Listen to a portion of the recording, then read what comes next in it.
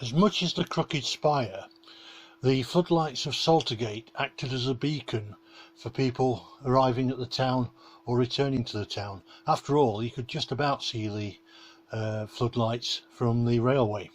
This makes it all the more strange that the ground was the last in the Football League actually to have floodlights. If we look at this magnificent photograph from 1953, we see the ground without a roof on the Kop and without any floodlights at all. This was actually the final of the English Schools Trophy against Swansea, held in front of 22,000 people. And this picture from the mid-60s showing Walter Siddall, the groundsman, shows the roof on the Kop but no floodlight in that corner behind him. Because there was no floodlights, it actually meant that in 1963 Sportsview, the predecessor of Sports Night, came to watch an afternoon replay of the FA Cup against Netherfield, which meant that was the first coverage from Chesterfield that appeared on television. There was one failed attempt to put up some second-hand pylons obtained from Sheffield United, but unfortunately these came down as quickly as they went up. Eventually the club had to push the boat out and actually install proper floodlights, and these went up in the late summer of 1967 and were first tried out in a reserve match against Rotherham United, just to make sure they worked, before there was an official opening friendly against Sheffield Wednesday in front of 12,000 fans, where Stanley Rouse came and did the official unveiling, lighting, I suppose, of the floodlights, and he was introduced to all the players.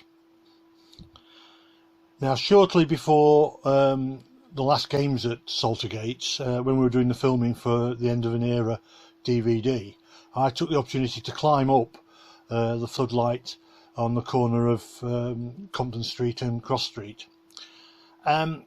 Despite it being a very still day, once you actually got above the level of the roofs, you realised they did sway quite a bit, and there's quite a lot of noise up there from the wind. I used a harness all the way up, and it's quite a climb. You don't realise how difficult it is climbing a ladder that high until you start doing it.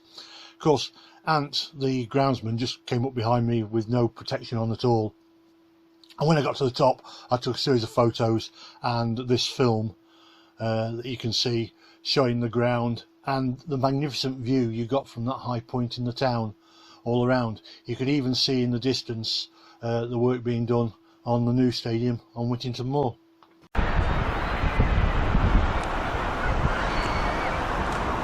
I am not going to be able to get a shot off of that.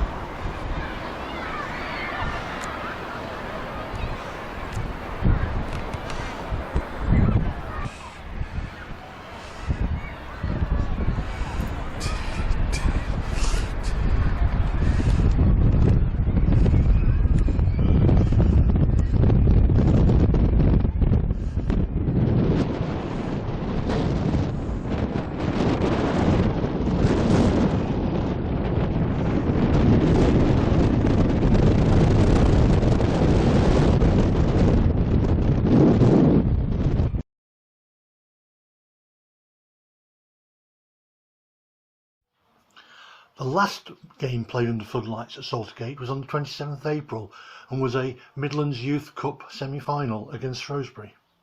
This is what it looked like at the time. The lights did come on one further occasion, that on the 14th of May of that year, when the lights were being tested at the new stadium on Whittington Moor. The lights were switched on up on Saltergate, so that both sets of lights could be seen together and we could effectively pass the light marking the spirit of football from one ground to the next. The pylons remained there for quite a while after we left the ground.